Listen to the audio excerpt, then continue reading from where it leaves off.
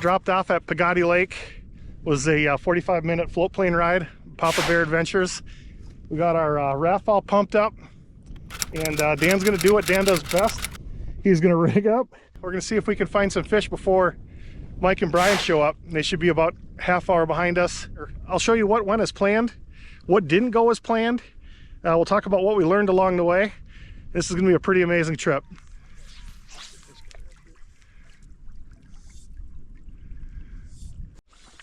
All right, first hookup.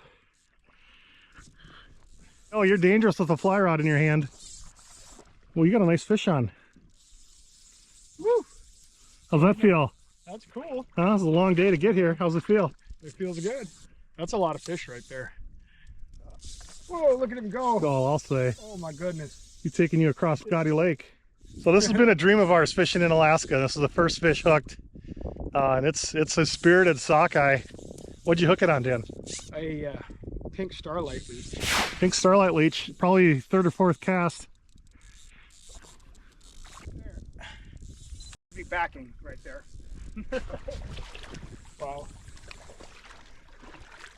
I think this is going to be a good trip, Dan. Yeah, I think so. I think I could stand right here in this spot for 11 days. Plane just dropped us off. We filled up our boat and we're waiting for the others. Oh, Alaska. Yeah, I'm impressed. This is really something. You gotta hit them in the face with it, but if you do, they eat you. Yeah, we're figuring them out. Yeah, some of them are willing. I put it in front of a lot of fish before she ate it. But way to go, Dan. Sweetie. Thank you. Whew, bam. Nice work.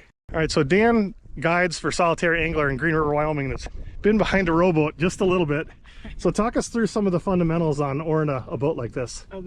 Well, first things first is to keep yourself out of trouble. Point your bow at what you don't want to hit, and you're going to roll backwards. You don't push forwards, you roll backwards, like that. And you just keep rowing, roll hard and fast until your boat edges away from whatever it is you were going to hit. That's number one rule in drift boat. The second one is you never ever drop your oars. Right? If you do that and the boat's floating through current, two things can happen and they're both bad. One is that the oar blade hits something, twists and breaks, and then you have to go to your spare oar, and that's bad.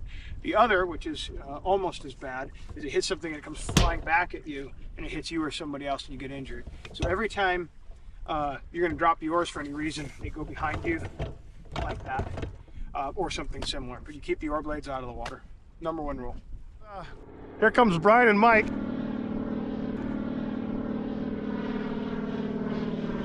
We hooked 3 and landed 2 while we were waiting for them, so that was pretty productive.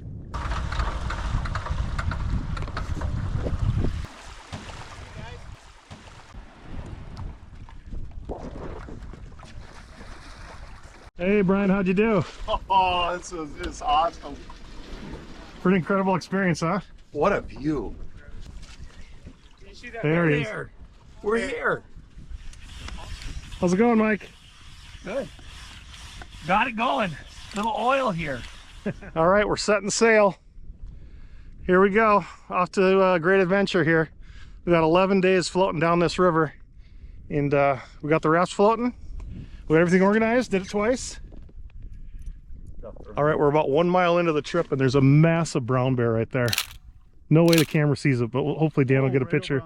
Yeah, you see him? Yeah, he's way down. Oh, he was taking a bath. There's that bear right there. Dan's got the 10mm, so we're staying behind Dan. We do have bear spray, but we don't want to use any of that stuff in this guy, but we're trying to get around him. He don't care. All right, my first grayling in Alaska. Check that out. Wow. Cool fish, huh? Yeah. So we had to pull over. Dan and Mike are upriver from us. Look at that big boy. They got the gun. We don't. That bear is so big we thought it was a tree. And then Brian whistled at it and it turned its head at us. We're safe here. I mean, he's 200 yards away. I don't even know if the camera will pick it up. That is one massive animal. Whew, we're in bear country. That's amazing. Campsite day 1.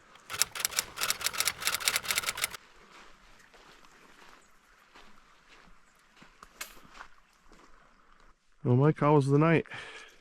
Fantastic. Slept well. I hope I didn't snore too loud for everyone else. Oh, you kept the bears away. Good job. Okay. So this is camp day 1. We definitely can do better next time. I think, how long do you think it took us to set everything up? A little too long. It was too long. Probably a little over an hour and a half. So it didn't help. So we obviously had a late start last night. I think at 6 o'clock we started floating, and we didn't get to camp until 11ish. We didn't eat until midnight. So definitely a rough day 1, but I think we're set up great for a day 2 here. I know one thing. Brian is well slept because he was giving me the sleep indicator all night long. So that guy was sleeping, no fear of bears whatsoever.